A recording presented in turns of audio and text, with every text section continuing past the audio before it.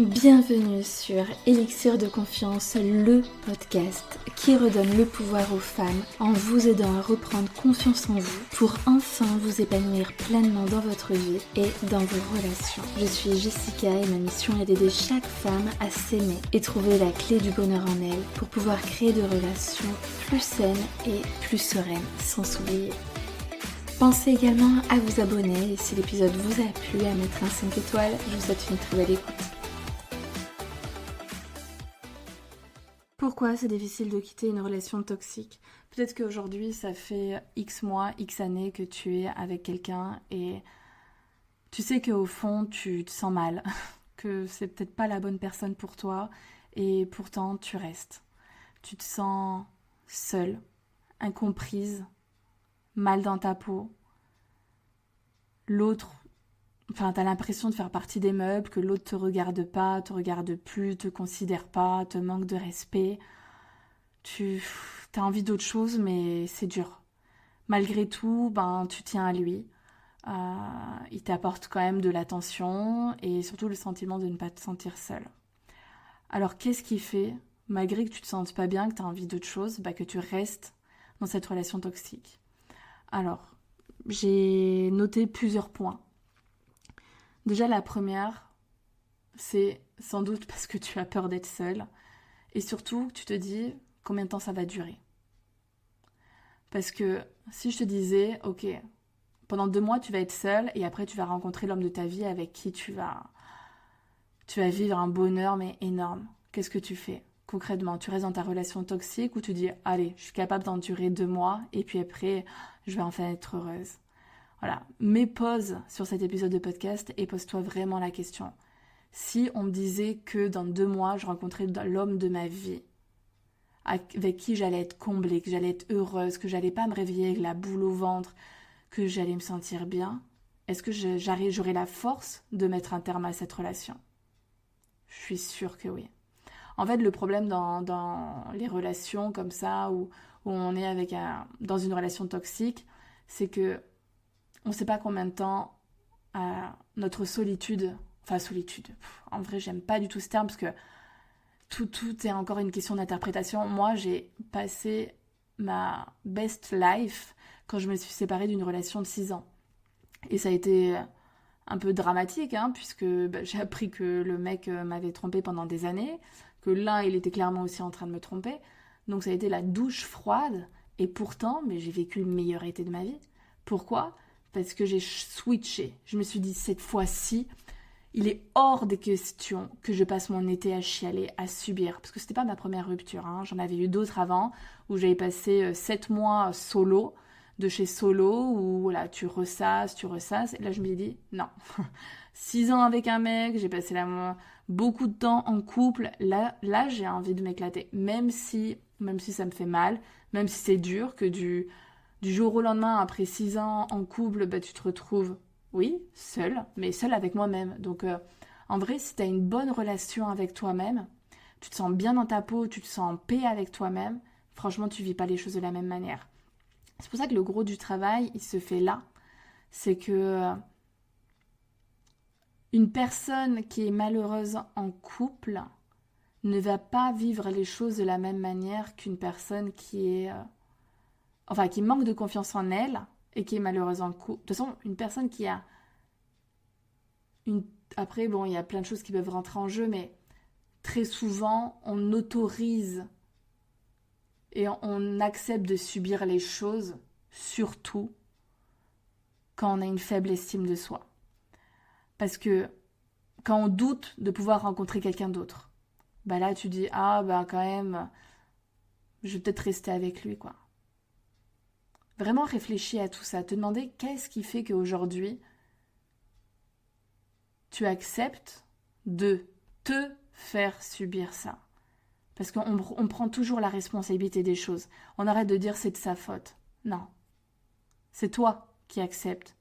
C'est toi qui laisses l'autre dépasser tes limites. Ou qui élargit tes limites de peur de perdre quelque chose. Mais est-ce que vraiment tu perdrais quelque chose de fondamental ?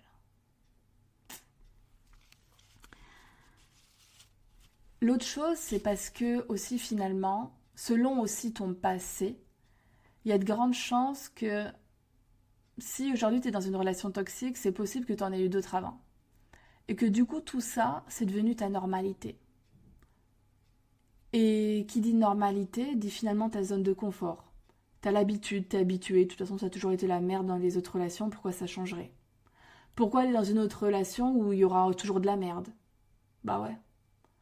Et là tu te dis bah non, je suis pas... comment on dit? Je suis pas sadomaso quoi. Pourquoi m'affliger une rupture pour ensuite connaître une nouvelle merde? Parce que là, on voit bien, je suis sûre que comme ça tu dis ouais, vu comme ça. Mais tu peux avoir tendance à être pessimiste. Sauf que on quitte pas une relation pour tomber dans une autre qui nous détruit encore plus. Non. Je le répète à nouveau, tout est une question de perception. Est-ce qu'aujourd'hui je me dis, ok, si je ferme cette porte, c'est pour m'ouvrir à quelque chose d'autre de plus grand, de plus beau, de plus merveilleux. Parce que oui, j'y ai le droit. Tu vois, il y a aussi cette connotation de droit.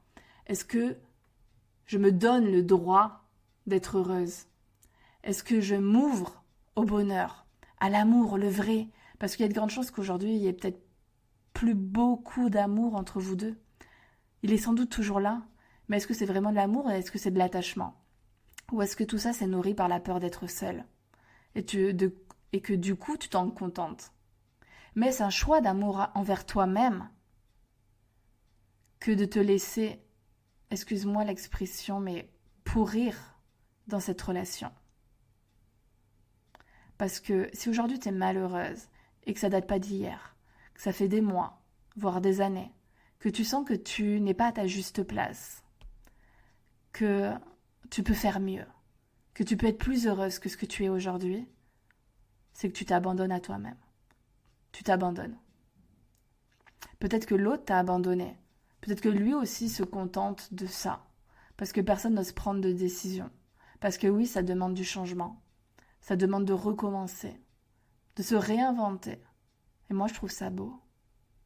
Je trouve ça beau de recommencer les choses, tu vois. C'est comme quand tu déménages, bah ouais, faut faire des cartons et ça fait chier. T'as peut-être autre chose à faire que faire des cartons. Mais regarde ce bel appartement qui t'attend. Et puis t'as pas besoin de... Il y a beaucoup de personnes, et ça c'est triste aussi, qui... Ouais, mais je le quitterai quand j'aurai trouvé quelqu'un d'autre. J'ai pas fait d'autres rencontres. Qui attendent... Tu sais, c'est comme des... Comme un singe qui va de liane en liane. Mais le problème quand tu fais ça, c'est que tu changes pas. Tu prends pas le temps, tu prends pas du temps avec toi-même. Tu prends pas le temps de te poser des questions cruciales en fait pour ton avenir amoureux, pour toi-même, pour ta liberté d'esprit, et t'enchaînes de relation en relation et très souvent de relation toxique en relation toxique parce que tu reproduis les mêmes erreurs parce que t'as pas fait de pause. Tu t'es pas posé les bonnes questions, t'as pas changé de comportement, t'as rien changé à ton fonctionnement, t'as toujours les mêmes automatismes, et donc tu rattires à toi les mêmes personnes. Alors des fois il y a des coups de bol, mais moi je laisserai pas mon avenir au coup de chance. Et je pense vraiment que le plus important dans la vie, c'est de tenir les rênes, c'est pas les rênes, mais tenir le volant du bateau. Enfin tu vois, c'est comme si, ouais, j'ai trop envie d'aller là. Allez, viens, on va visiter. Non, toute seule, allez, on va dire toute seule. T'es sur ton bateau, et puis tu dis, ouais, je vais visiter tel endroit. J'ai trop envie de visiter tel endroit. Et puis je mets pas le moteur en marche. Je me suis pas renseignée sur comment faire pour arriver à telle destination. Et en fait, je me dis, bon, bah, avec un petit coup de chance, le vent va me porter vers cet endroit-là, et donc je laisse les vagues me porter jusqu'à cette fameuse destination. On verra bien. Bah non, en fait, non. Si tu fais rien pour, les choses vont pas se mettre en marche toutes seules. Là, c'est ok, je vais aller à tel endroit, je vais rentrer les données, je sais pas, dans le bateau. Bon, je sais pas du tout comment ça marche, hein. Mais très souvent, c'est quand même ça. Ou c'est comme si, allez, je vais prendre une autre situation que je connais mieux. je mets mon cul dans le taxi et je le laisse deviner de là où j'ai envie d'aller. Bah non, pourquoi je laisserais cette responsabilité à l'autre? Non, je vais lui dire où est-ce que je veux et il va m'amener d'un point A à un point B. Et c'est ce qu'on fait d'ailleurs en coaching. C'est que moi, je t'amène à ce fameux point B. C'était ce truc d'être enfin heureuse. D'abord avec soi-même et ensuite en couple. Si moi aujourd'hui je change pas, que je travaille pas sur mes peurs, sur mes blessures, sur l'estime que j'ai de moi-même, ben, il y a de grandes chances que quand je dis je me mets à ta place. Hein. Je suis pas dans cette situation-là, mais que je rencontre le même type de mec en fait, que je me contente encore une fois de peu parce que ben je supporte pas d'être seule. Donc tout ce travail-là, voilà, on le fait dans l'Académie des Élixirs. Si ça t'intéresse, tu prends rendez-vous et c'est un appel qui est offert. Donc comme je disais, cette relation est finalement devenue ta zone de confort. Parce que tu as l'habitude d'enchaîner les relations toxiques. Mais non, tu as le droit à autre chose, tu as le droit au bonheur, tu mérites le bonheur. Mais tu dois te convaincre toi-même. Pour oser mettre un terme à cette relation toxique, tu dois y croire. Et tu es la seule à le faire. Et surtout, n'attends pas qu'un autre mec pointe le bout de son nez. Sinon, il y a de grandes chances, même si je veux pas te porter la choucoumoune, mais que les choses se reproduisent. Et puis même, tu as besoin d'espace. Tu as besoin de vide pour te reconstruire. Pour recommencer un nouveau départ. Et toi, quand tu penses à un nouveau départ, il y a des chances que ça te fasse flipper, que ça te fasse... que tu aies des frissons dans le dos. Moi, quand je pense... mais c'est une bonne chose, hein, parce que tu vois, j'étais en train d'imaginer la chose de mon côté. C'est que, comme quand tu pars en voyage, t'es excité, tu sais. Et en fait, ça dépend toujours de la même perception. C'est-à-dire, à la fois, tu peux être ultra excité, ah, trop bien, on va vivre de nouvelles aventures. Et puis, il y a d'autres personnes qui sont un petit peu frouillardes, parce que qui n'ont pas l'habitude. Et ça, c'est ok, c'est normal. Oh là là, je vais rentrer dans un nouveau pays, je connais pas la culture, je connais pas les gens. Et donc, ça te fait flipper. Ok, mais t'as envie d'être porté par quelle émotion? La joie ou la peur? Tu choisis tout le temps. Et vraiment, c'est toi, dans ton mental, qui soit, si tu es dans la peur, tu vas faire des choix de peur. Et donc, tu vas rester dans ta relation toxique. Si tu as envie aujourd'hui d'être dans une nouvelle énergie, d'être dans la joie, tu vas faire des choix qui te mettent en joie. C'était un petit peu dur à dire. Tu vas faire des choix qui te mettent en joie. Est-ce que là, le choix que tu fais de rester dans cette relation toxique te met en joie? Oui ou non? Bien d'ailleurs, ça me fait penser que j'ai fait un épisode de podcast sur ce sujet pour t'aider à faire le bon choix si jamais tu hésites. Là, on va dire que c'est dans cet épisode de podcast, celui-ci là que je suis en train de te faire, c'est plus, tu sais au fond que t'es pas en train de faire le bon choix, mais tu n'oses pas. Et donc là, je cherche à enfin, c'est plus t'expliquer pourquoi, en gros, tu quittes pas cette relation toxique alors que tu sais très bien que c'est pas le meilleur des choix que t'es en train de faire.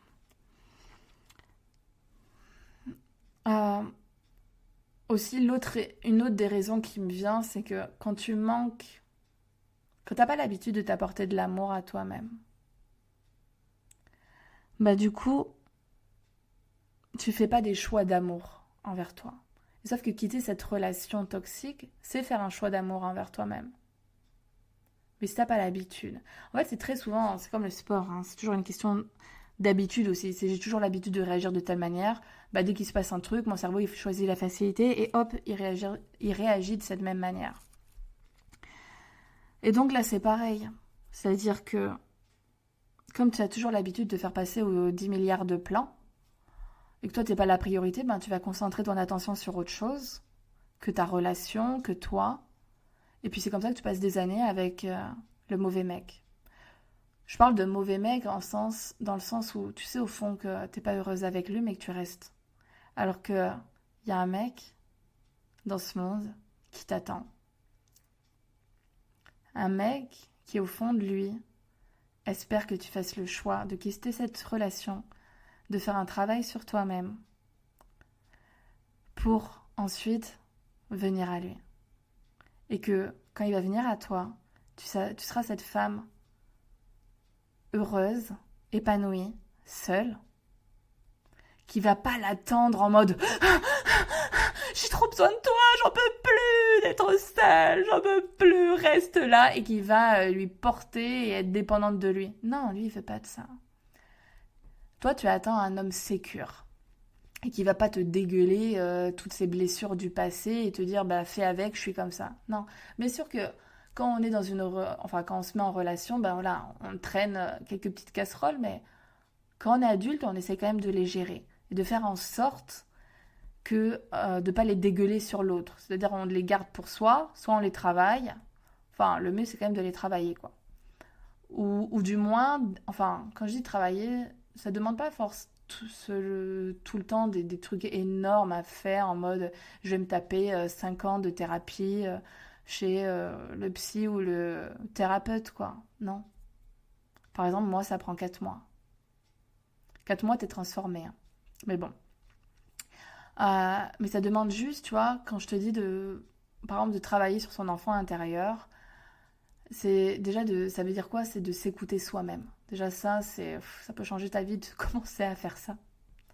Parce que il y a de grandes chances dans cette relation toxique, c'est que tu n'écoutes même plus tes besoins.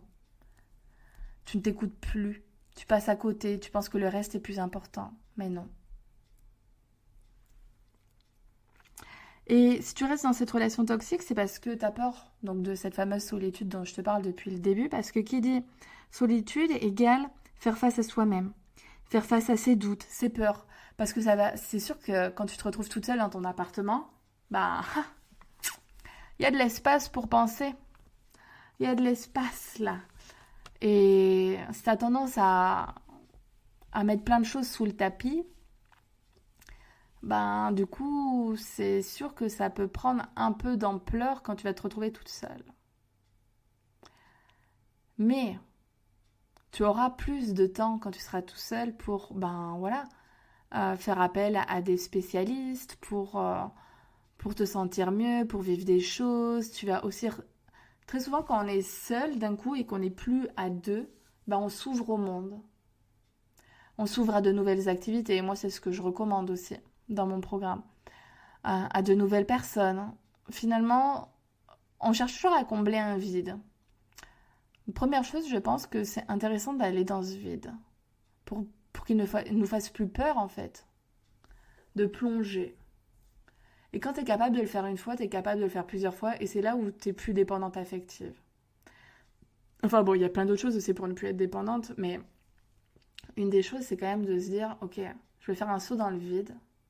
Je vais y aller, même de l'imaginer, tu vois. T'as pas forcément besoin de... Enfin, si, c'est quand même mieux. Mais rien que de l'imaginer, vu que ton cerveau ne fait pas la différence entre le vécu et le non-vécu, mais à partir du moment où tu l'imagines et que tu le ressens à l'intérieur de ton corps, déjà, c'est un grand pas. Ça, tu peux le faire, tu vois, de ton côté. D'imaginer votre rupture au plus profond de toi, comment tu vas te sentir, et d'imaginer le pire scénario, bah ouais, tu restes 1 an toute seule. Et qu'est-ce qui se passe? Qu'est-ce que tu fais de ces 1 an? Ah ben je suis là avec toutes mes copines, je sors à droite, à gauche, je me suis fait un voyage. Ah mais j'ai pas de copines pour partir en voyage. Ben tu peux partir solo et puis si jamais t'as aussi des... J'avais vu ça là, tu peux partir avec des nanas que tu connais pas, qui sont dans la même situation que toi. Il y a des sites comme ça qui sont spécialisés. Enfin, tout est possible. Change ton filtre de comment est-ce que tu vois la vie et commence à voir la vie en rose. On n'est pas là pour subir sa vie. Je crois que je vais le dire à chacun de mes épisodes de podcast à tel point que c'est important. Et c'est un choix de ne pas subir sa vie. Oui, oui.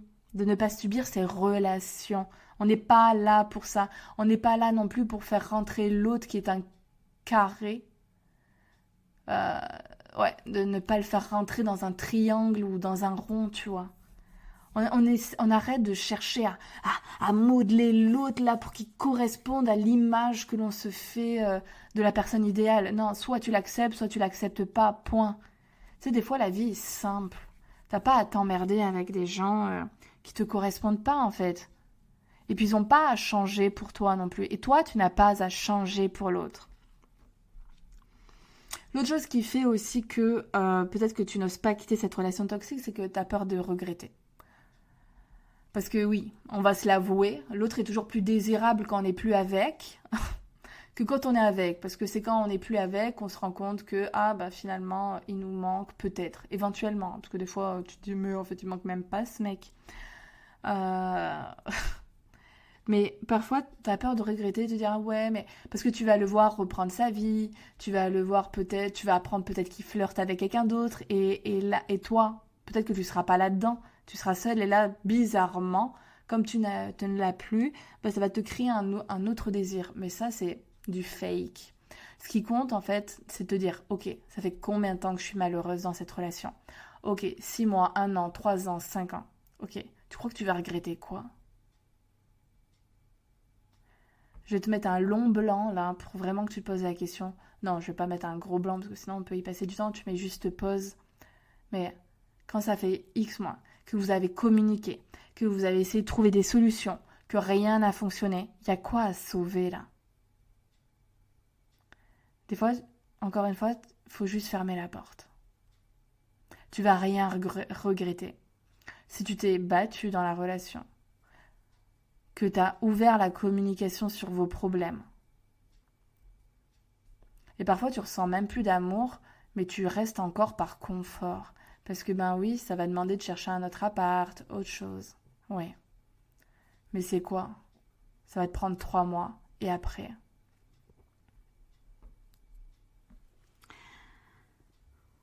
Et souvent, ce qui te fait peur de quitter cette relation, c'est la peur de l'avenir. Bah, c'est ce que je te disais tout à l'heure dans cet épisode ou pas? Parce que là, j'ai un petit peu batché tous mes épisodes de podcast. C'est En gros, si tu savais que je pense que c'est dans cet épisode que je l'ai dit, oui, dans 2 mois, je te dis que tu rencontres l'homme idéal, tu dis allez, go feu. Mais comme là, tu sais pas quand est-ce que tu vas rencontrer quelqu'un de bien avec qui tu vas passer des bons moments, bah du coup, ça te fait flipper, tu dis ah. Oui, mais sauf qu'aujourd'hui, tu es déjà seul. C'est ça que j'ai envie de te faire comprendre.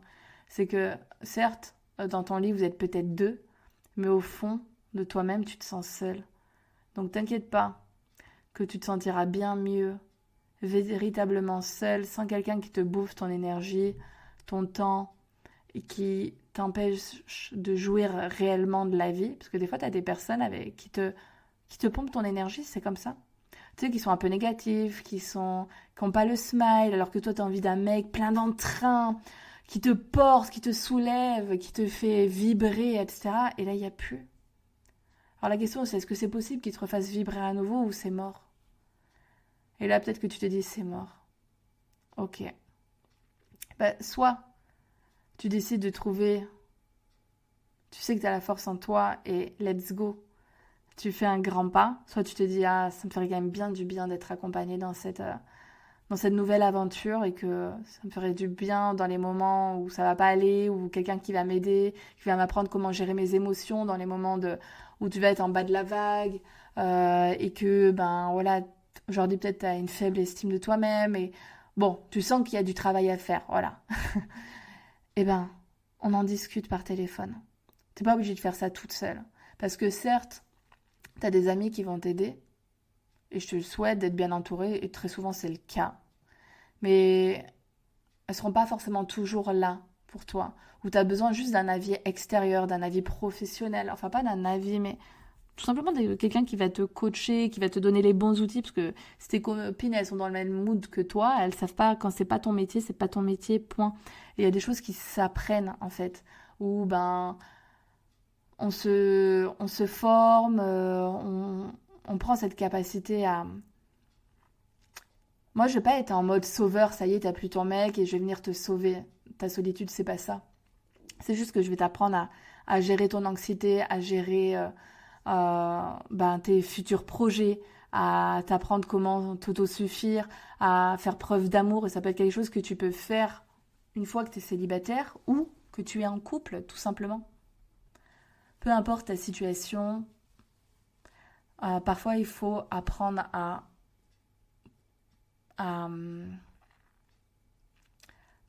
comment dire, il me manque les termes pour changer. Saisir la main qui t'est tendue. Ça peut être la mienne, ça peut être celle de quelqu'un d'autre. Peu importe, fais ce qui t'appelle, en tout cas. Allez, si cet épisode t'a plu, comme d'habitude, s'il te plaît, la meuf qui quémande, quoi. Non, mais ça m'aide juste quand tu mets un 5 étoiles, que tu mets des commentaires, à avoir une plus grande visibilité et à porter mon message, à porter les déclics que je peux créer chez toi comme je peux créer chez quelqu'un d'autre. Et ce qui me tient tellement à cœur et pourquoi je passe autant de temps aussi à te délivrer des épisodes de qualité, c'est le fait de voir que la communauté s'agrandit, que j'impacte de plus en plus de femmes et je veux vraiment porter ma voix. Et si toi tu crois en moi, que ça te fait du bien quand tu m'écoutes, partage autour de toi cet épisode, mets un 5 étoiles, commente, explique-moi, dis-nous tous les déclics que tu as pu avoir dans cet épisode de podcast ou ou tout simplement, si tu as envie que je crée un épisode de podcast sur un certain sujet, pareil, laisse-le moi en commentaire, ça me fera super plaisir. Et puis, ça me montre aussi que derrière, il y a des personnes qui m'écoutent. Ça me permet aussi de voir que... Parce que je reçois des messages aussi sur Instagram en me disant « Oh là là, mais t'as changé ma vie, ça me fait un bien fou de t'écouter. » Et moi, ça me remplit de joie et ça me donne encore plus de motivation à le faire. Parce que quand je fais mes épisodes, je suis seule avec mon micro. Alors oui, certes, entre imaginer les gens qui m'écoutent et voir les réels, rien que des transformations que je crée simplement lorsque vous écoutez mes épisodes, mais imaginez si je vous coachais, si je vous permettais de vous libérer grâce au breathwork de vos blessures émotionnelles et en travaillant sur votre estime de vous-même. Et vous imaginez même pas la transformation. Alors oui, il faut être prête. Mais en fait, en vrai, c'est un petit peu comme quand tu fais un bébé. Ou surtout quand les mecs font un bébé. Les hommes sont jamais prêts. Là, c'est un petit peu comme ça aussi. Oui, des fois, ça peut faire peur de faire face à ces... On m'a dit ça, oui, mais c'est pas toujours facile. J'ai peur de travailler sur moi-même. Mais t'imagines même pas tout ce que tu as y gagné. Tout le beau. Mais du coup, là, tu te dis... Peut-être qu'il y a une voix en toi qui te dit ouais, mais est-ce que je le mérite en fait d'être heureuse? Mais oui, putain de merde, bien sûr que tu le mérites. Tout le monde mérite d'être heureux. On n'est pas venu sur Terre pour subir sa vie, mais je sais pas combien de fois je vais devoir le répéter, mais je le répéterai tant qu'il le faudra. Parce que ça fait du bien aussi de répéter les choses. J'ai longtemps détesté répéter, mais en fait, des fois moi aussi, moi-même, j'ai besoin qu'on me répète les choses pour que ça s'ancre à l'intérieur.